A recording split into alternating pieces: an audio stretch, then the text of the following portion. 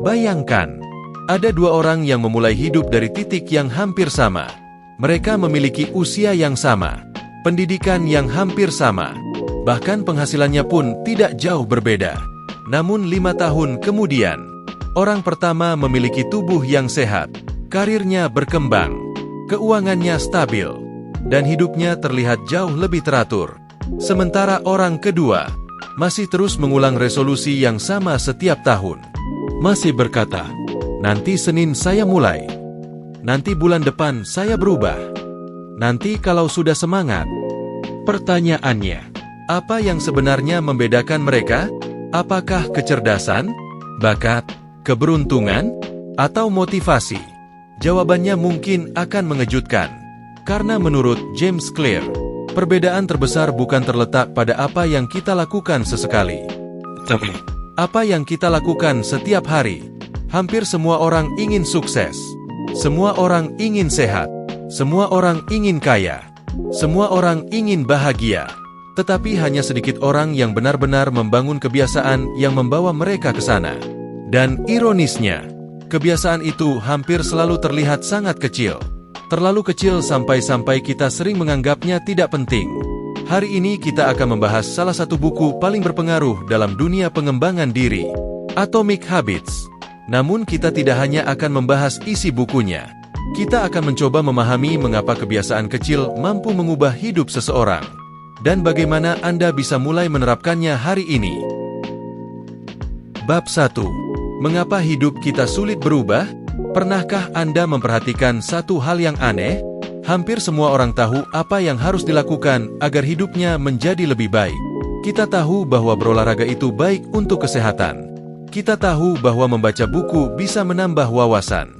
Kita tahu bahwa menabung lebih bijak daripada menghabiskan seluruh gaji. Kita bahkan tahu bahwa tidur cukup dan mengurangi waktu di media sosial akan membuat hidup lebih berkualitas. Lalu mengapa begitu banyak orang tetap tidak melakukannya?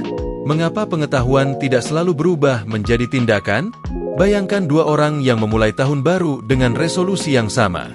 Mereka sama-sama ingin hidup lebih sehat. Pada minggu pertama, keduanya membeli sepatu olahraga baru. Mereka membuat jadwal latihan. Mereka mengunggah foto pertama di media sosial dengan semangat yang luar biasa. Semuanya terlihat menjanjikan. Namun sebulan kemudian, cerita mereka mulai berbeda. Orang pertama masih berolahraga meski hanya 20 menit setiap pagi.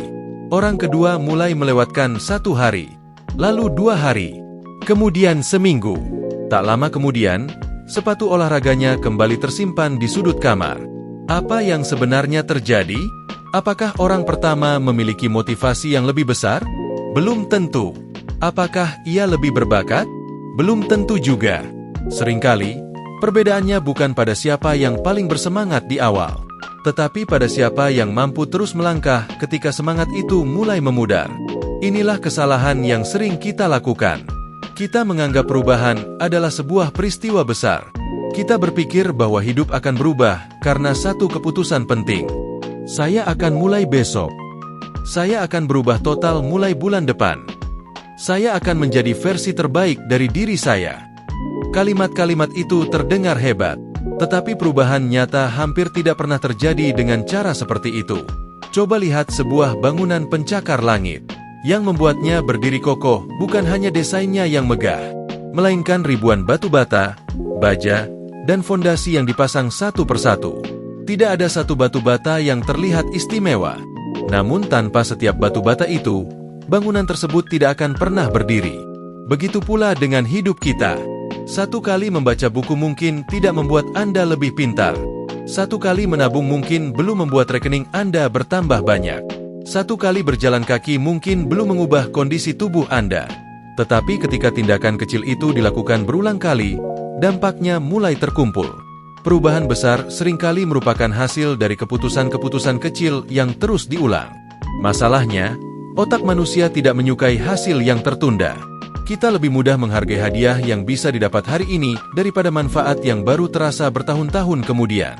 Itulah mengapa menggulir media sosial terasa lebih menarik daripada membaca buku. Itulah mengapa membeli barang baru terasa lebih menyenangkan daripada menyimpan uang untuk masa depan. Dan itulah mengapa banyak orang menyerah sebelum perubahan mulai terlihat. Padahal, kehidupan memiliki cara kerja yang unik. Hasil sering kali datang terlambat. Seseorang yang menulis satu halaman setiap hari mungkin terlihat biasa saja. Namun setahun kemudian, ia memiliki sebuah buku. Seseorang yang menyisihkan sedikit uang setiap bulan mungkin tampak tidak berbeda dari orang lain. Namun bertahun-tahun kemudian, ia memiliki rasa aman yang tidak dimiliki banyak orang. Perubahan jarang terjadi secara dramatis. Lebih sering, ia datang secara diam-diam. Hari demi hari, keputusan demi keputusan. Hingga suatu saat orang lain berkata, "Wah, kamu beruntung." Padahal yang mereka lihat hanyalah hasil akhirnya. Mereka tidak melihat semua kebiasaan kecil yang dilakukan saat tidak ada seorang pun yang memperhatikan.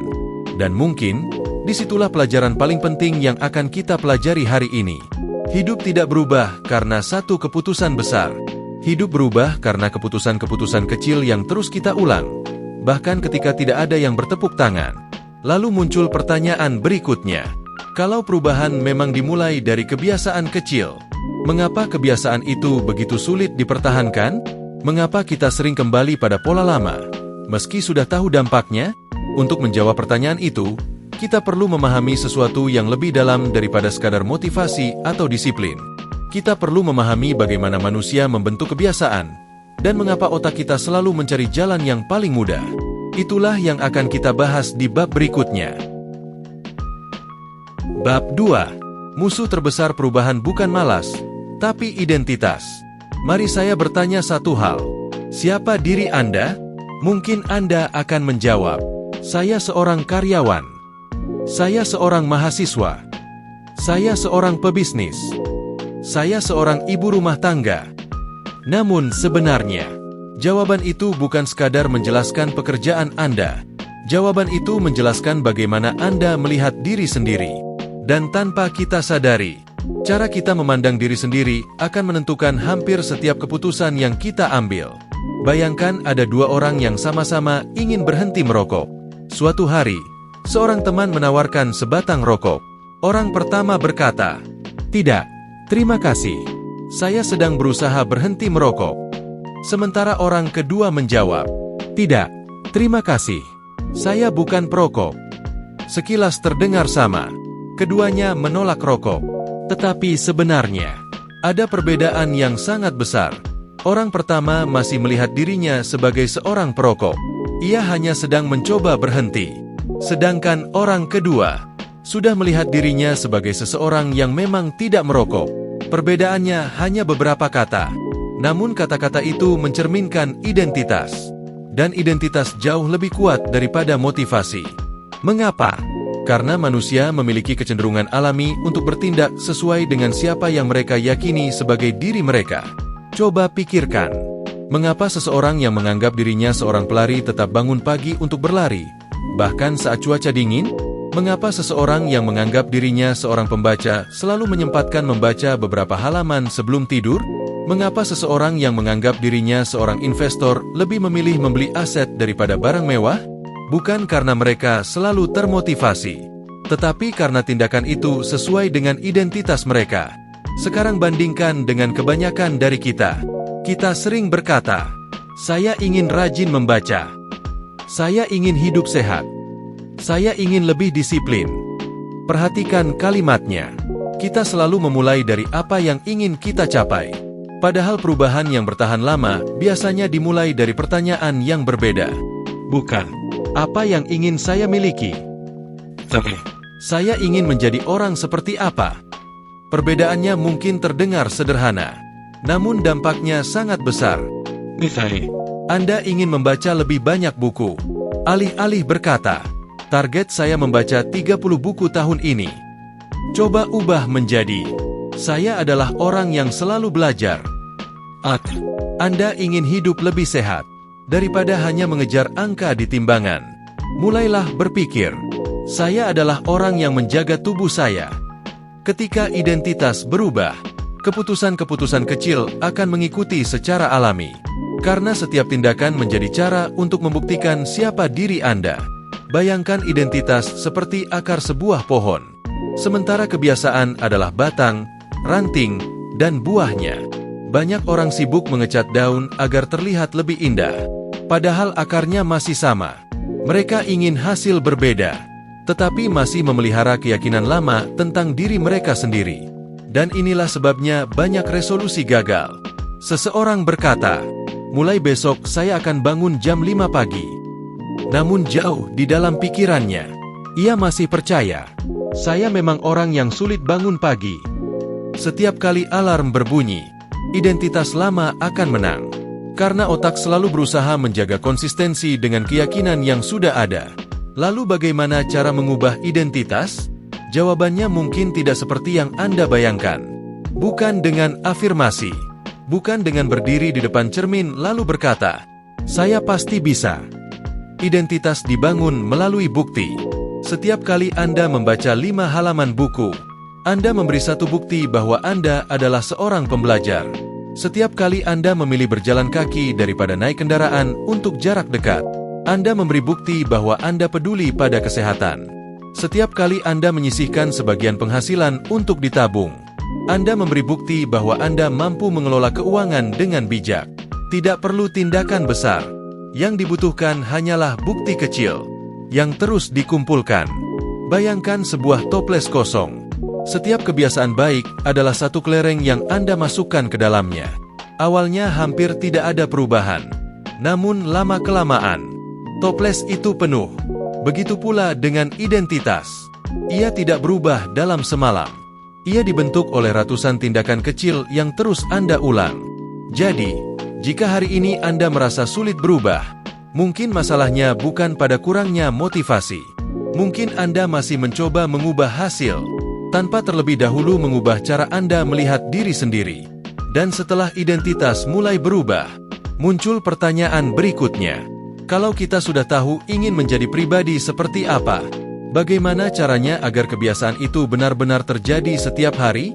Karena mengetahui apa yang harus dilakukan, tidak selalu berarti kita akan melakukannya. Di bab berikutnya, kita akan membahas mengapa lingkungan seringkali lebih kuat daripada kemauan, dan bagaimana perubahan kecil pada lingkungan bisa membuat kebiasaan baik terasa jauh lebih mudah dilakukan. Bab 3. Lingkungan selalu mengalahkan kemauan. Pernahkah Anda bertanya pada diri sendiri, mengapa sangat mudah menghabiskan waktu berjam-jam bermain media sosial, tetapi sangat sulit membaca buku selama 10 menit? Mengapa sekantong keripik yang awalnya hanya ingin dimakan sedikit, tiba-tiba habis tanpa disadari? Dan mengapa ketika liburan, kita bisa tidur lebih nyenyak tanpa harus memaksa diri? Apakah semuanya terjadi karena kita kurang disiplin? Belum tentu. Bayangkan Anda masuk ke sebuah ruangan. Di atas meja ada semangkuk buah segar. Di sebelahnya ada setumpuk buku. Sementara ponsel Anda berada di laci yang tertutup. Sekarang bayangkan ruangan yang berbeda. Di atas meja terdapat keripik, minuman manis, televisi yang menyala, dan ponsel yang terus berbunyi karena notifikasi. Di ruangan mana Anda lebih mudah tergoda? Jawabannya hampir pasti sama. Bukan karena Anda berubah menjadi orang yang lebih malas, tetapi karena lingkungan ikut membentuk perilaku Anda. Kita sering membanggakan kemauan, seolah-olah orang sukses selalu memiliki disiplin yang luar biasa.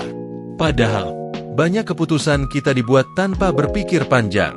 Otak manusia dirancang untuk menghemat energi. Ia akan selalu mencari jalan yang paling mudah. Kalau makanan cepat saji ada tepat di depan mata, kita cenderung memilihnya. Kalau buku tersimpan di lemari paling atas, kemungkinan besar kita menundanya. Kalau aplikasi media sosial berada di halaman pertama ponsel, jari kita akan membukanya bahkan sebelum sempat berpikir. Semua itu bukan karena kita lemah, melainkan karena otak menyukai sesuatu yang mudah dijangkau. Sekarang mari kita lihat seorang penulis. Banyak orang mengira ia mampu menulis setiap hari karena selalu memiliki inspirasi. Padahal banyak penulis profesional justru memiliki rutinitas yang sangat membosankan. Mereka duduk di meja yang sama, jam yang sama, lingkungan yang sama, hari demi hari. Mereka tidak menunggu inspirasi datang. Mereka menciptakan lingkungan yang membuat bekerja menjadi pilihan paling mudah. Begitu pula dengan seorang atlet. Ia tidak setiap hari bangun dengan semangat tinggi, tetapi tas olahraganya sudah siap sejak malam sebelumnya. Sepatunya sudah berada di dekat pintu. Jadwal latihannya sudah ditentukan. Ia mengurangi jumlah keputusan yang harus dibuat, karena setiap keputusan tambahan adalah kesempatan untuk menunda. Coba lihat meja kerja Anda. Apa yang paling mudah dijangkau? Laptop atau ponsel? Kalau setiap 5 menit ada notifikasi yang muncul, sebenarnya bukan fokus Anda yang lemah, lingkungan Anda yang terus meminta perhatian. Inilah mengapa perubahan besar seringkali dimulai dari perubahan kecil pada lingkungan. Bukan dari kemauan yang lebih kuat, tetapi dari membuat pilihan yang baik menjadi lebih mudah dilakukan. Bayangkan Anda ingin membaca lebih banyak. Daripada berkata, "Saya harus lebih disiplin." Mengapa tidak meletakkan buku di atas bantal? Saat malam tiba, buku itulah yang pertama kali Anda lihat. Atau jika Anda ingin mengurangi penggunaan media sosial, coba pindahkan aplikasinya ke folder paling belakang. Bahkan langkah kecil seperti ini dapat mengurangi kebiasaan membuka aplikasi secara otomatis. Mengapa? Karena setiap hambatan kecil memaksa otak untuk berpikir sejenak. Dan seringkali, jeda beberapa detik sudah cukup untuk membuat keputusan yang lebih baik. Sebaliknya, kalau ingin membangun kebiasaan baik, kurangi hambatannya. Ingin minum lebih banyak air? Sediakan botol minum di meja kerja. Ingin mulai menulis? Biarkan buku catatan dan pena selalu terbuka. Ingin mulai belajar? Siapkan materi belajar sebelum tidur. Semakin sedikit usaha untuk memulai, semakin besar kemungkinan Anda benar-benar melakukannya. Ada sebuah pepatah yang mengatakan, kita adalah hasil dari lingkungan yang kita tinggali. Mungkin pepatah itu tidak sepenuhnya benar, namun satu hal pasti, lingkungan yang baik tidak akan menjamin kesuksesan. Tetapi lingkungan yang buruk hampir selalu membuat perubahan menjadi jauh lebih sulit. Sebelum menyalahkan diri sendiri karena kurang disiplin, lihatlah sekeliling Anda. Apakah rumah Anda mendukung kebiasaan yang ingin dibangun? Apakah meja kerja Anda membantu Anda fokus? Apakah ponsel Anda membantu Anda belajar? Atau justru terus mengalihkan perhatian? Seringkali, perubahan terbesar bukan dimulai dari mengubah diri sendiri, melainkan mengubah hal-hal kecil di sekitar kita. Karena ketika lingkungan berubah, perilaku perlahan ikut berubah. Dan ketika perilaku berubah, masa depan pun mulai mengambil arah yang berbeda. Namun, masih ada satu pertanyaan penting. Bagaimana jika kita sudah memiliki lingkungan yang mendukung, tetapi tetap sulit memulai? Mengapa langkah pertama selalu terasa paling berat? Di bab berikutnya, kita akan membahas mengapa memulai seringkali lebih penting daripada menyelesaikan, dan bagaimana tindakan yang tampaknya sepele dapat menjadi pintu masuk menuju perubahan besar. Bab 4. Jangan berusaha menjadi hebat, berusahalah menjadi konsisten. Mari saya ceritakan sebuah kisah. Bayangkan ada dua orang sahabat. Keduanya memiliki mimpi yang sama, menjadi penulis. Orang pertama berkata, mulai besok saya akan menulis 3.000 kata setiap hari. Sementara orang kedua hanya berkata, saya akan duduk di depan laptop setiap malam selama 5 menit. Sekarang coba tebak, 6 bulan kemudian, siapa yang kemungkinan masih menulis? Jawabannya mungkin bukan orang yang memiliki target terbesar, melainkan orang yang memiliki target paling mudah untuk dipertahankan. Inilah kesalahan yang sering dilakukan banyak orang. Kita terlalu bersemangat di awal. Kita ingin mengubah seluruh hidup dalam satu malam. Hari Senin mulai diet. Hari Selasa mulai olahraga. Hari Rabu mulai bangun jam 5 pagi. Hari Kamis mulai membaca 1 buku seminggu. Hari Jumat mulai belajar bahasa baru. Dalam beberapa hari, semuanya terasa luar biasa. Tetapi semangat bukanlah sesuatu yang bisa bertahan selamanya. Ketika rasa lelah datang, ketika pekerjaan menumpuk, ketika masalah hidup mulai bermunculan, rutinitas yang terlalu berat akan menjadi hal pertama yang kita tinggalkan. Bukan karena kita gagal, tetapi karena kita membuat perubahan yang terlalu besar untuk dipertahankan. Sekarang bayangkan sebuah anak tangga. Mana yang lebih mudah? Melompat langsung ke lantai 3, atau menaiki anak tangga satu persatu? Kebanyakan orang memilih melompat, lalu kecewa ketika jatuh. Padahal kehidupan hampir selalu memberi hadiah kepada mereka yang bersedia naik perlahan. Ada sebuah prinsip sederhana. Jika sebuah kebiasaan terasa terlalu berat untuk dimulai, maka kebiasaan itu masih terlalu besar. Misalnya, Anda ingin membaca lebih banyak.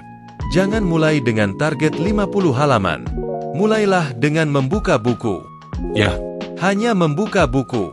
Terdengar konyol? wah, tetapi ingat, Tujuan pertama bukanlah menyelesaikan 50 halaman. Tujuan pertama adalah membangun kebiasaan memulai. Karena hampir semua hal sulit dalam hidup memiliki pola yang sama. Memulai selalu lebih berat daripada melanjutkan. Pernahkah Anda merasa malas berolahraga? Tetapi setelah 5 menit berjalan, tubuh mulai terasa nyaman. Atau ketika hendak membersihkan kamar, awalnya terasa sangat berat.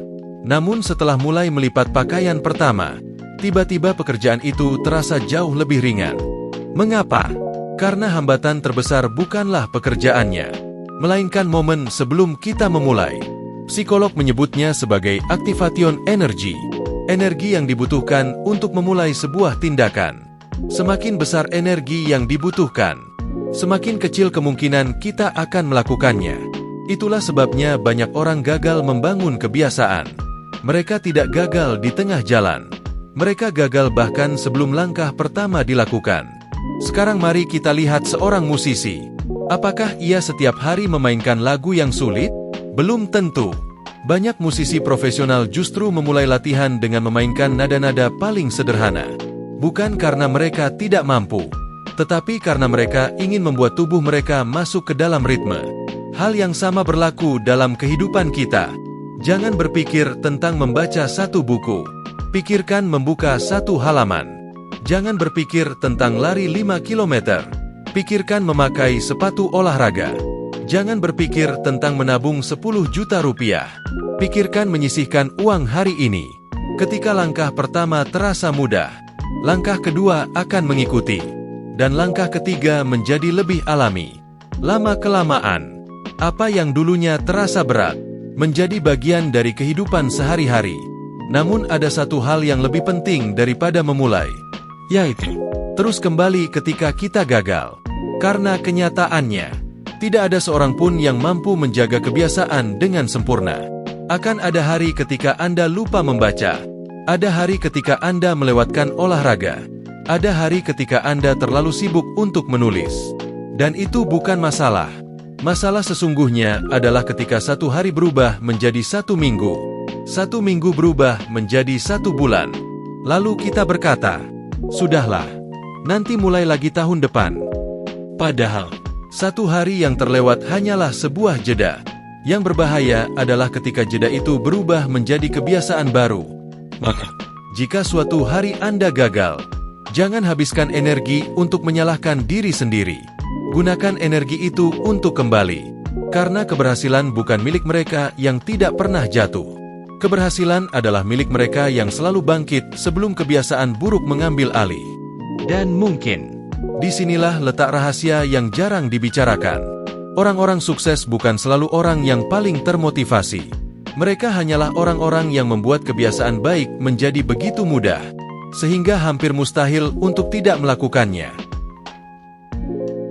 Bab 5. Mengapa kita selalu menunda hal yang sebenarnya penting? Bayangkan Anda sedang berjalan di sebuah hutan. Di depan Anda ada 2 jalan.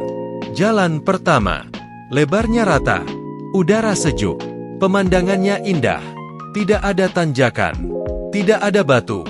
Anda bisa berjalan santai tanpa mengeluarkan banyak tenaga.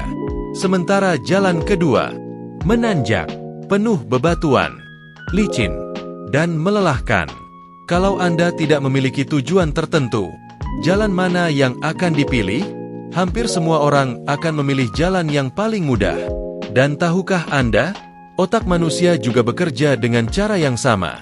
Setiap hari, otak terus mencari cara untuk menghemat energi. Karena selama jutaan tahun evolusi, menghemat energi berarti meningkatkan peluang untuk bertahan hidup. Masalahnya, dunia kita telah berubah.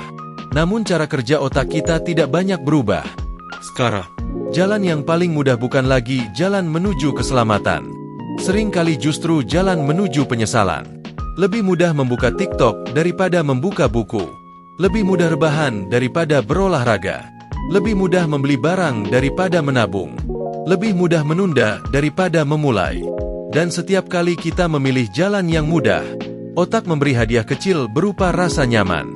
Hadiah itu mungkin hanya berlangsung beberapa menit, tetapi cukup untuk membuat kita ingin mengulanginya lagi. Inilah alasan mengapa kebiasaan buruk terasa begitu sulit dihentikan. Bukan karena kita lemah, tetapi karena kebiasaan buruk hampir selalu memberikan hadiah secara instan. Bayangkan seseorang yang sedang stres. Ia membuka media sosial. Dalam hitungan detik, ia menemukan video lucu, tertawa, merasa sedikit lebih baik. Otak mencatat pengalaman itu. Kalau stres, buka media sosial. Besok ketika stres datang lagi, otak mengingat jalan pintas tersebut. Tanpa sadar, kita mengulang pola yang sama. Sekarang bandingkan dengan membaca buku. Hadiahnya tidak langsung terasa. 5 halaman pertama, mungkin membosankan. 10 halaman, masih belum ada perubahan. Tetapi setelah beberapa bulan, cara berpikir kita mulai berubah. Masalahnya, otak lebih menyukai hadiah hari ini daripada manfaat 6 bulan lagi. Dan disinilah banyak orang kalah. Mereka terus memilih kenyamanan sesaat, sambil mengorbankan kehidupan jangka panjang. Bab 6. Hidup Anda adalah cerminan dari kebiasaan yang Anda ulang. Mari saya mengajukan sebuah pertanyaan.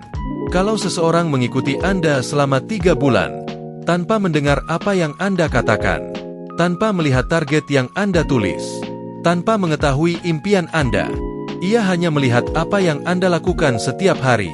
Menurut Anda, kesimpulan apa yang akan ia ambil tentang masa depan Anda? Mungkin terdengar seperti pertanyaan sederhana, tetapi sebenarnya, disitulah letak rahasia kehidupan. Karena masa depan kita tidak dibentuk oleh niat, melainkan oleh rutinitas. Bayangkan Anda memiliki sebuah kamera. Kamera itu mengambil satu foto kehidupan Anda setiap hari. Hari Senin, satu foto. Hari Selasa, satu foto lagi. Rabu, Jumat. Selama setahun penuh. Lalu semua foto itu dijadikan sebuah video. Video itu akan memperlihatkan siapa diri Anda sebenarnya. Bukan siapa yang ingin Anda jadi, tetapi siapa yang benar-benar Anda pilih untuk menjadi setiap hari. Seringkali kita berkata, saya ingin hidup lebih sehat. Namun isi keranjang belanja kita menceritakan kisah yang berbeda. Kita berkata, saya ingin sukses. Tetapi waktu luang kita habis untuk hal-hal yang bahkan tidak kita ingat keesokan harinya. Kita berkata, saya ingin lebih pintar. Tetapi buku di rak mulai berdebu, sementara layar ponsel terus menyala hingga larut malam. Bukan berarti kita adalah orang yang buruk. Kita hanya sedang hidup sesuai dengan kebiasaan yang kita bangun. Dan kabar baiknya, kalau kebiasaan bisa membentuk hidup, maka kebiasaan juga bisa mengubahnya. Kalau ada satu pelajaran yang bisa kita bawa pulang dari pembahasan hari ini, mungkin bukan tentang cara membangun kebiasaan, melainkan tentang cara memandang perubahan. Kita sering mengira hidup berubah karena satu momen besar, padahal kenyataannya, hidup lebih sering berubah karena keputusan-keputusan kecil yang kita ulang setiap hari. Tidak ada yang menjadi ahli dalam semalam. Tidak ada yang menjadi sehat hanya karena satu kali olahraga. Tidak ada yang menjadi sukses hanya karena satu keputusan. Kesuksesan adalah hasil dari tindakan kecil yang dilakukan cukup lama, hingga akhirnya terlihat luar biasa. Jadi, mulai besok pagi, jangan bertanya, bagaimana saya bisa mengubah hidup saya? Tanyakanlah, apa satu kebiasaan kecil yang bisa saya lakukan hari ini? Karena mungkin, perubahan terbesar dalam hidup Anda tidak dimulai dari langkah yang besar, melainkan dari satu langkah kecil yang Anda putuskan untuk tidak berhenti melakukannya.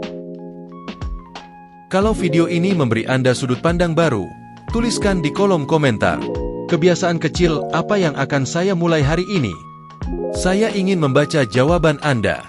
Dan jika Anda menyukai pembahasan buku yang tidak hanya merangkum isi, tetapi juga mengajak kita memahami dan menerapkannya dalam kehidupan nyata, jangan lupa like, subscribe, dan aktifkan lonceng notifikasi. Sampai jumpa di pembahasan buku berikutnya.